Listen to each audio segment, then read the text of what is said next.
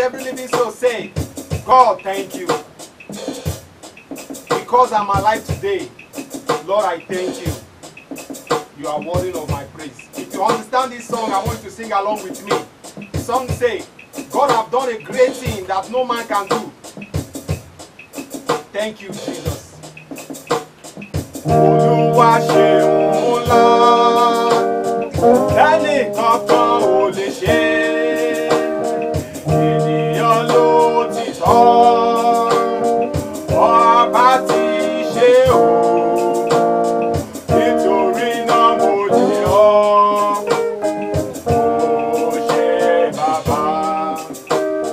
Olúwa ṣeun ńlá, ẹnì kankan ò lè ṣe, ènìyàn ló ti tọ́.